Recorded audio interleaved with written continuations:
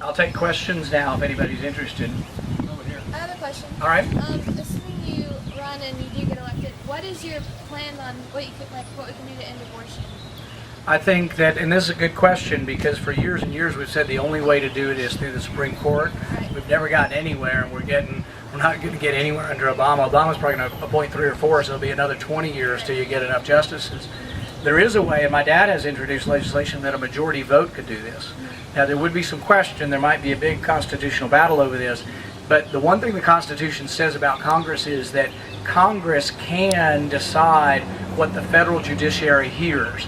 The extent of federal courts is defined by Congress. Congress could define what cases can be heard. And there are a lot of states' rights people think Roe v. Wade should have never been heard at the federal level, and it should be a state issue.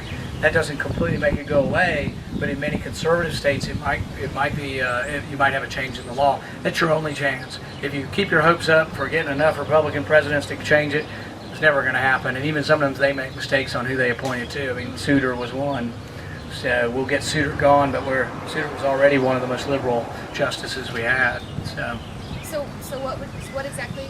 I would introduce and support legislation to send Roe v. Wade back to states. Gotcha. Anybody else?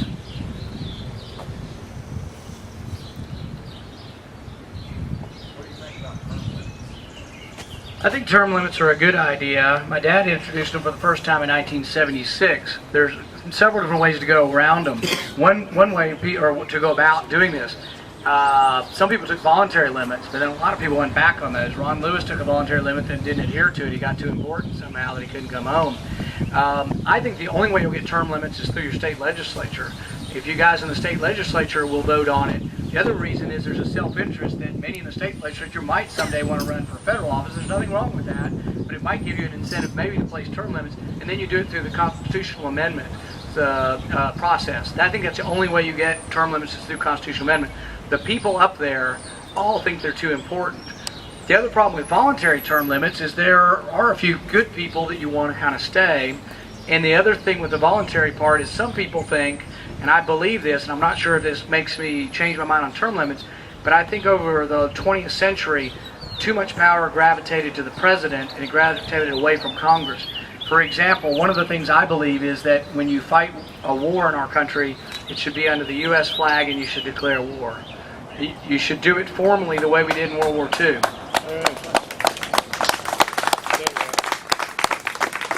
For term limits, I would vote for any term limits that came up. I don't think I'd take voluntary ones, although I don't really have plans to do this forever. In fact, my wife wants this many times right now, so I'm still working on her vote, by the way. So, back to, go ahead. Any other questions? We've seen a lot of major publications like announce openly New World Order. Do you think that one of the key problems that needs to be addressed, as most politicians, especially in the mainline binary system, Republican Democrat, won't mention, is globalization? Do you see that as a problem, and do you think it needs to be addressed? Yeah, and I think the interesting thing about New World Order is sometimes you say that and people think, oh, who are these people? They think there's going to be a big conspiracy. The important part about presenting it from a candidate's point of view is letting you know that it's a very open idea. It's not a secret thing. The Council on Foreign Relations is a prominent think tank, you could call them that, or prominent organization. They believe in world government. Now, people would say, oh, that was crazy 20 years ago, but Europe is now one government with one currency. So if you bring up things like the Amero, they say, oh, you're just a nut and believe in all these conspiracies.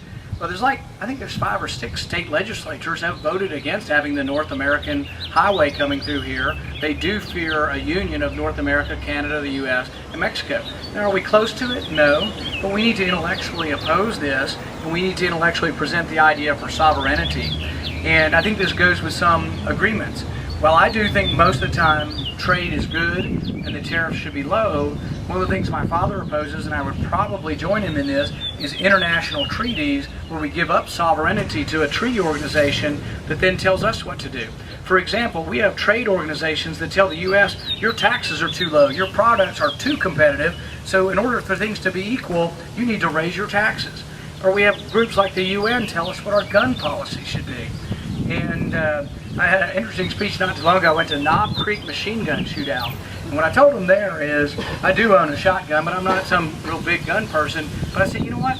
If you want the Second Amendment and you believe in it like I do, you got to believe in the First Amendment. If you believe in the First or the Second Amendment, you got to believe in the Fourth Amendment. If you don't believe that a judge should have to have a warrant to search your house, they're going to come in and they will take your guns. They'll take your guns because maybe you modified them some, or maybe you don't have your trigger lock on properly. But they will come in there, and that is legal under the Patriot Act. This is something where I'll differ from your mainstream average Joe Republican. They all voted for the Patriot Act because they don't understand civil liberties, and they don't understand the slippery slope to not having warrants. Not having warrants was one of the primary things, or primary reasons we fought the British.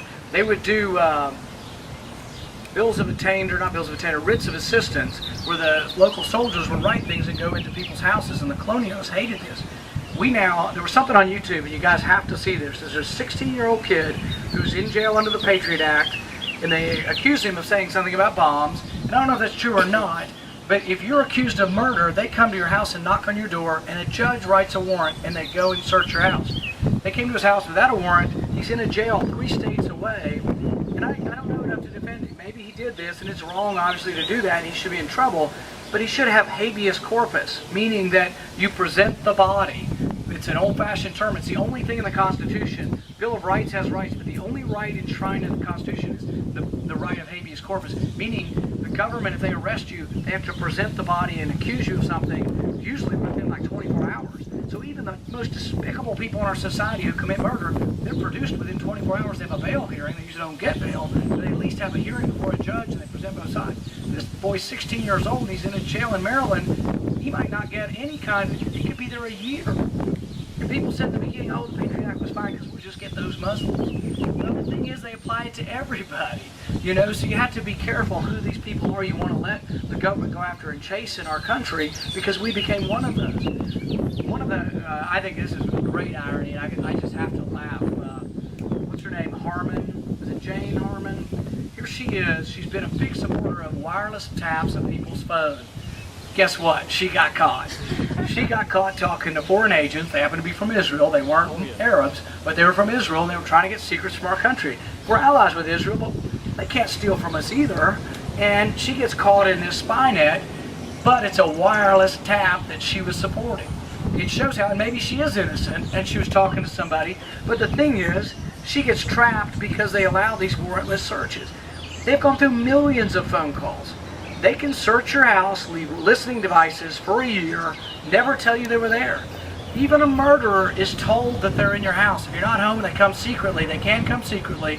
They can burst into the home, but eventually you're going to get a piece of paper and told what you're accused of. Through the Patriot Act, they can be in your house for years and years, and Judge Napolitano is great on this. He's one of the best guys on Fox. Judge Napolitano says that they changed it. It used to be that if you went into someone's house under the FISA, the national security thing, if they found that, let's say you're a small business, I always like to use this, my mother-in-law, and I hope she won't get in trouble with the IRS. She used to own a beauty salon. She'd bring paint home, and she'd paint some of her house with it. That's illegal. That's a tax violation. She didn't get caught now. But probably statute of limitations will probably help. But the thing is that under the FISA Act, or under the Patriot Act now, they go into your house and they say you're a terrorist, but they find you've got some paint from work that you brought home. You've now committed, who knows what violation that is. Some IRS violations are felonies. So the thing is they could find anything wrong in your house, or it sets the stage for even the possibility of corruption and leaving things in your house that weren't in your house to begin with. It's dangerous, and it's where I am different than the others, that I will read through these issues. The Constitution's important, and it's not just the Second Amendment. We don't just go around saying we just want our guns. The First Amendment, McCain-Feingold, allows them. I have a tax group. It is illegal for my tax group to buy ads on television within 60 days of the election. So if your congressman here voted against or voted for a tax raise, and I want to pillory him and say he was a bad guy, which I'm not, but let's say just hypothetically, it's illegal for me to put that ad on.